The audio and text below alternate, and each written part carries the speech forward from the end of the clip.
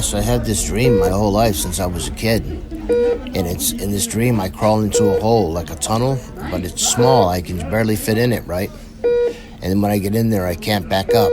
I can't get out. And then it collapses on me and I die. Oh my God. So this MRI reminded me of that. I couldn't do it. I was in there for about 5 seconds and I said, hey, you got to get me out of here. So she brought me out. What did you tell them? I told her the dream. No, I just yelled. I didn't know I had the button. So I just hollered, hey, I need to get out of here.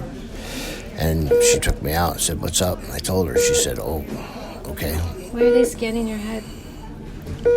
Why are they scanning your head anyway?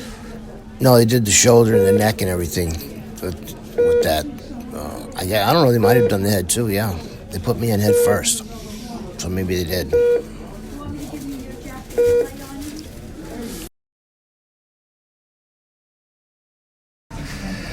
I guess the weekly update's going to be different this week, so the Harley got wrecked. As much as I love it, I don't think I can fix it. So I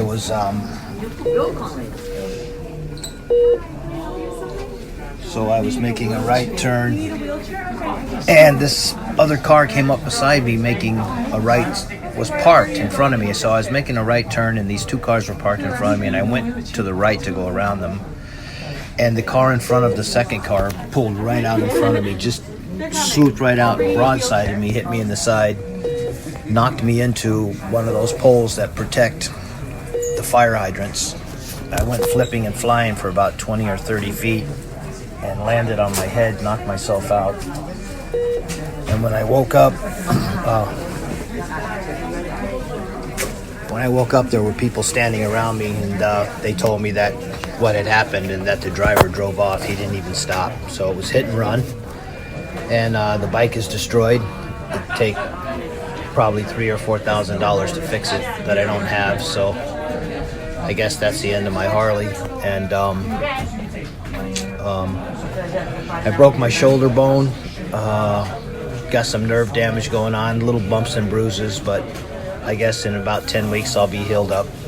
Physically, mentally, I don't know how long it's going to take to heal up, but I guess physically I'll be healed up in about 10 weeks.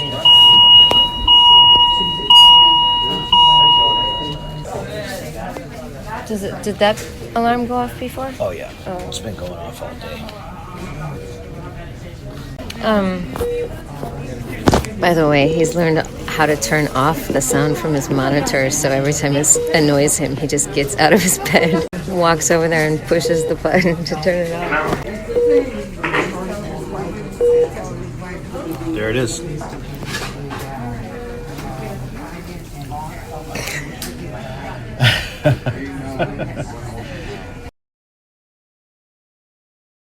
Okay, so since Boss is sitting in the hospital recovering right now, I'm just going to play something that we recorded the other day because it's something that we've wanted to do for several weeks now, and we just couldn't squeeze it into any of the episodes because they were so loaded. So sit back, and I hope you enjoy this, and we'll see you back soon. So what can our status update this week just be some questions from people who have listened to the podcast? Oh, yeah. For you? Yeah, I've been asking for questions. Definitely. I've been asking for this. Let's do it. Okay. 2 people asked this question. 2 persons. What is it? Ready for this? How did you manage to get a job when you were so Googleable? That's a good question. I did kind of leave a gap in there. So the way it finally happened is, obviously I was just putting in application after application after application, right? But the way I finally did get the job that I have now is they had an outside organization that was doing the security checks, the background checks. And by law, they're only allowed to go back 10 years. Well, you would have to Google me back 41 years and better to find my crime. So not Google, but they'd have to do a security check. Yeah, right. And so this outside organization who they hired to do this probably does 1,000 of them a day or whatever. They don't have time, and they don't Google people. They just do the background check. 10 years, this guy's good. Yeah. So that's how I passed the background check, and I was good to go.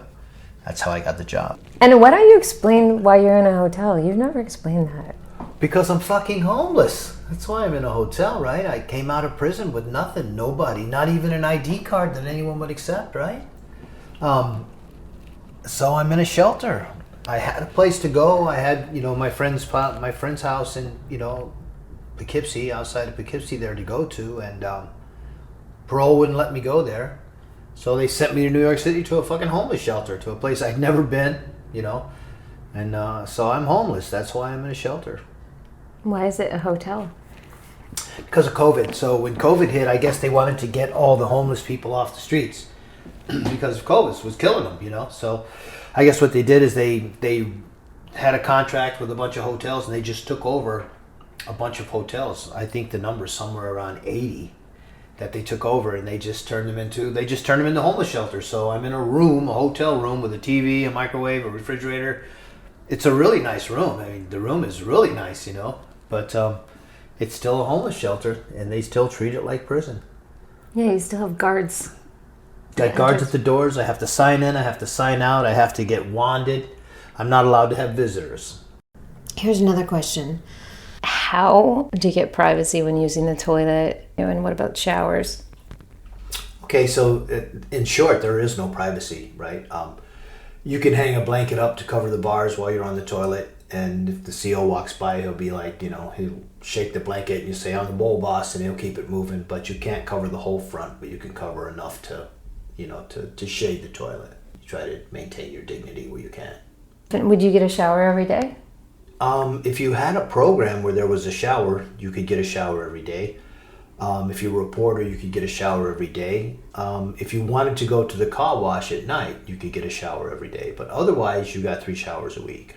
And you'd have to stay in from rec, sign up for a shower, and whatever cell you were in, when it was your turn, your door would open, you'd get 10 minutes in the shower, you go lock back in, next guy comes out, gets 10 minutes in the shower. By yourself? By yourself, yeah. Yeah, you had privacy. Right, because you're by yourself. Was a CO watching you? Well, he can't see you unless he walks down the company, which, fat bastard's probably not going to.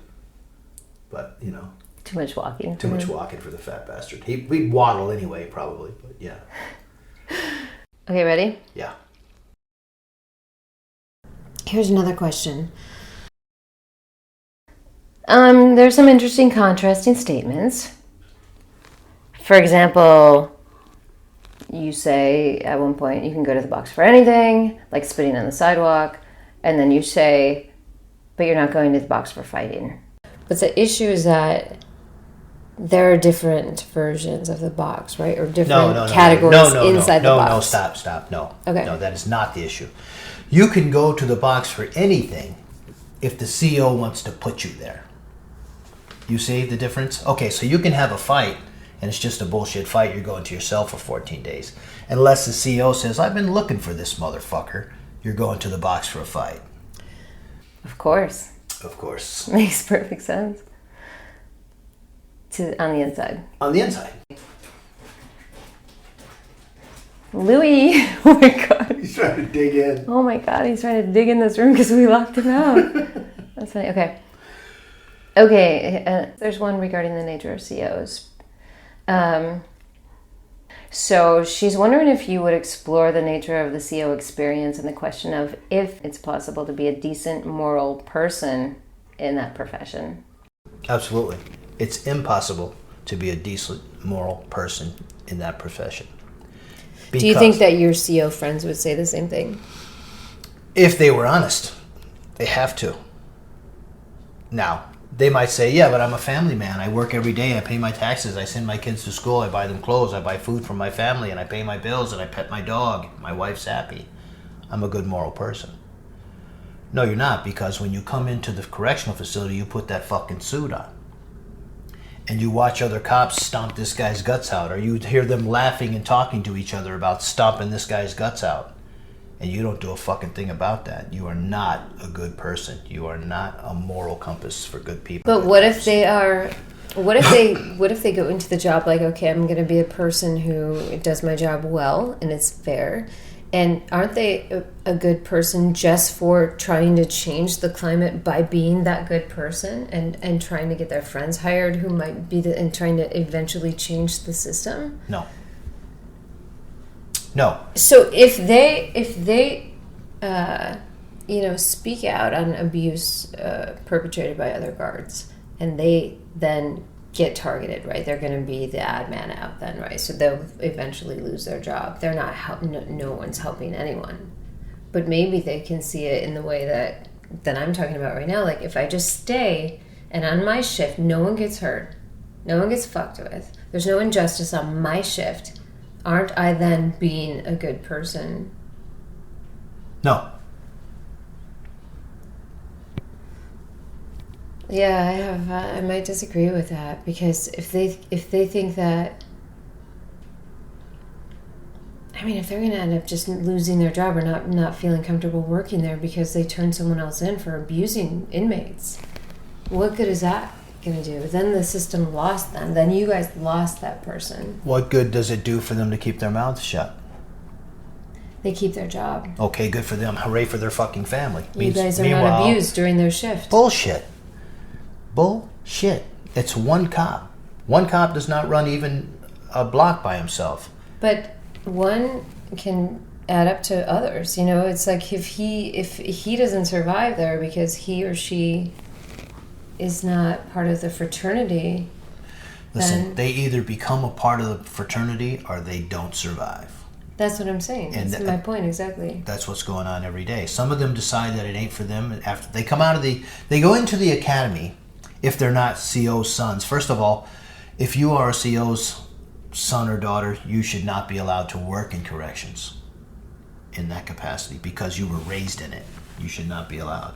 You've been listening to your dad come home and tell fucking stories about how they kicked the shit out of some inmate today, or how this fucking inmate's a piece of shit and that inmate's a piece of shit and he got what he had coming to him. So you were raised in that. So you shouldn't be allowed to be a cop anyway.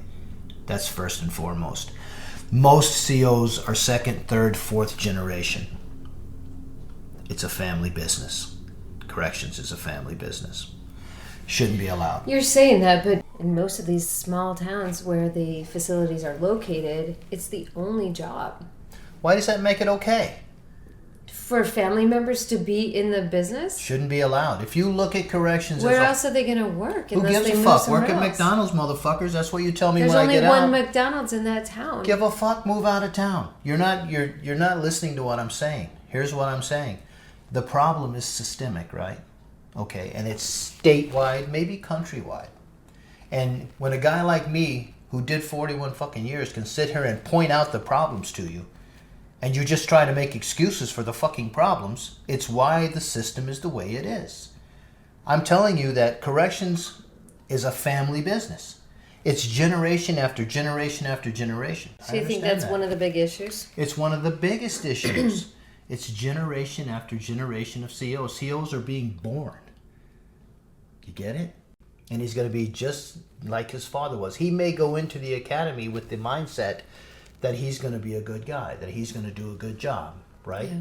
But when he gets his badge and gets to be a CO and starts seeing the violence, the systemic problems, the lying, the stealing, the lethargic fucking COs sitting at their desk doing nothing, and he says, hey man, this guy wants to go out for rec. Should I let him out for rec? And some other CO says to him, fuck that guy, kid. We don't worry about people like that. Have a seat. Play some cards. He's going to sit his fucking ass down and play cards. It's done for him. He's finished. So even if he doesn't get involved in whooping the next guy's ass, if he just stands by to watch it, he's part of the problem. He's not a good CO, is he? So then I'm going to ask you the same question geared toward inmates. Ask me again. I don't understand the question. You say that the Department of Corrections doesn't correct. It corrupts. So okay. I'm asking you the same question for an inmate. Do you think, what do you think, would you explore the nature of the inmate experience and the question of if it's possible to be a decent moral person who has done, let's say, 5+ years? Yeah, I think it's possible, but I think you have to have morals, right, before you go in there. I think you have to have a decency, a certain human decency before you go there. It's not going to teach you decency. It's not going to teach you morals in prison. So you have to have that when you get there. And then the decisions you make while you're there, I guess, will determine whether or not you're going to be a decent person when you get out or if you have morals. There are guys who swim with their head above the shit all the time. Those guys come in, decent, moral individuals. They're usually family men who just made a mistake. And but not always. But yeah, there are guys who swim above the rest of us.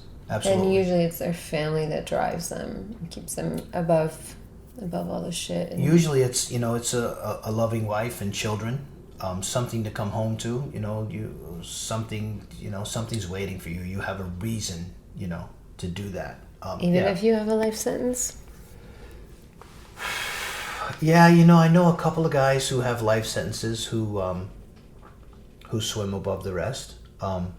It's not easy. I mean, and let's be clear, P. You don't hustle to survive, right? You hustle to survive better than the next guy. So they're going to give you a bed, electricity, water to drink, and 3 meals a day. They're going to give you basketballs, handballs, rackets to play with, weights to lift.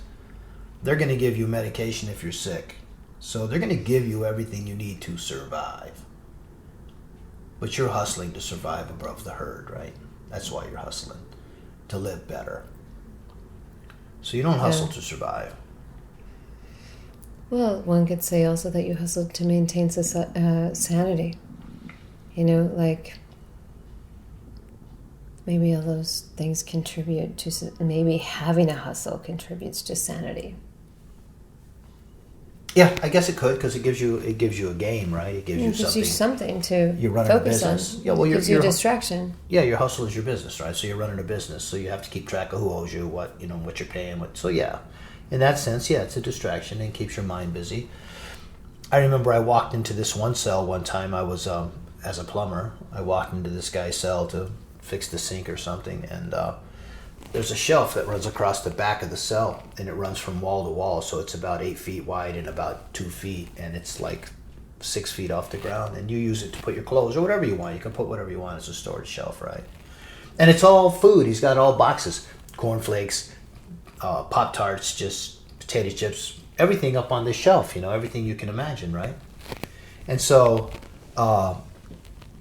we get all done with the job, and he goes, "What I owe you?" I said, "Just give me a box of them Pop-Tarts." And he goes, "Oh, that's empty. There's nothing in any of those boxes."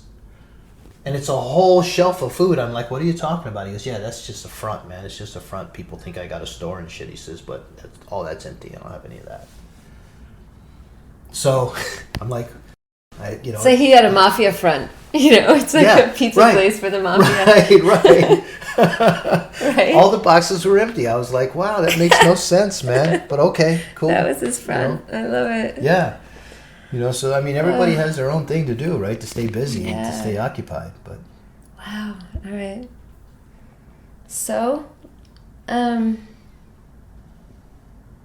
So I want to clarify, the CO questions that and all of that kind of pissed me off, like that. I think we should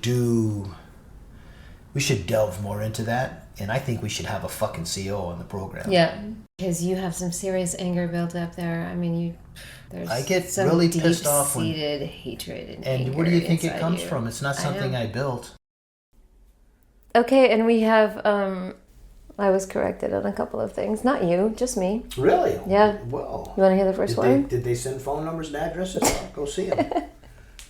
You need a team? Yeah. You need a crew on the I outside. got to get a crew to help me out win some of these fucking arguments. Okay, let's hear it. Oh my God. It wasn't Columbo, it was Beretta who said, don't do the time, or don't do the crime if you can't do the time. Why can I never fucking say that? I can't even say it anymore. Don't do the crime if you can't do the time. It wasn't Columbo, it was Beretta. Didn't I say it was Beretta? No, you said it was Columbo. Did I? Okay. I knew it was one of them. And that guy was, who was that guy, the actor? It was the guy, Robert Blake, wasn't it? He did some time, or he almost did some time. Yeah, for killing his wife, right? Yeah. I think it was Robert Blake, yeah. The other That's one, ironic. Yeah, the other one was Telly Savalas, right? I don't know, Columbo? No, the guy with the Kojak. No, he wasn't even bald. No, Telly Savalas Falk. was Falk. What?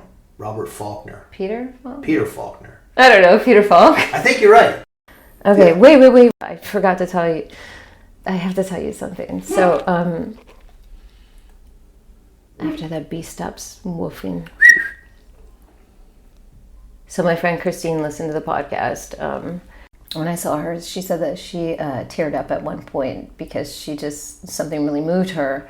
And the part that moved her was when I had asked you what you thought it would be like when you get out, and you said you thought it would be utopia. And she said that she just felt like we fucked this world up in the last 41 years and we didn't offer you a good place to come out to. And we are so fucked up now. And you thought it would be this utopia. And we just gave you a big pile of shit to come out to. So she felt really bad, and she said that if we ever decide to make merchandise, like t-shirts, our first t-shirt should just say, I thought it would be utopia. That would be so awesome. That's it, too. Ever did that? So no picture, just the words. I thought it would be utopia. Yeah. So are there any I like it. t-shirt designers out there? Yeah. Yeah. Go to the link. Let us know. Go to the link. If there's a t-shirt designer out there, go to that link. Go to the link. It is so sad. I'm sorry for fucking up this world for you. Well, I don't know if you did it as an individual, but thank you for apologizing. Yeah, I didn't do enough to make it better. Well, Let's say that. All right, let's sign off. but send more questions, please. Yeah. Any questions? Yeah, if you have any questions at all about anything that has to do with, prison or not, whatever question you have. Our therapy. Our therapy, I mean, especially if you're on parole or you're recently released and, you're having these problems, I mean, send us a kite, man. Let's talk about it. And, be nicer to each other. You never know who you're talking to or what kind of a day they've had. And as an example, my husband got punched in the face last week while he was having lunch with his 3 friends because someone came up and asked him something, and I guess the person was maybe mentally ill. I think they were homeless, and he has a tendency to just brush people off and be dismissive, because that can be even more offensive than saying some shit to them. The guy walked away and came back and punched him in the face, and glasses went flying, and it was a big fucking terrible ordeal. So be fucking nice to each other. Be nicer. And I don't know how to end this. We don't have a joke or anything. Yeah, we need jokes. So send jokes. If you have jokes, send jokes. Good idea. We'll tell a joke, and please send us your best joke. Make sure we know who you are so we can attribute the jokes to you. And if it's a horrible fucking joke, I don't want people to think it's from me. So make sure that you tell us who you are so we can attribute that to you. Sorry about all the panting. We've just let Louis dog come into the room. We had to let him in. He was going nuts out there, barking and whatnot. So he's a big boy. When he goes nuts, it's not pretty. Yeah. But we got him. He's good. Disgusting. That's disgusting. All right. Sayonara. Sayonara. Thanks for tuning in. See you next time, motherfuckers.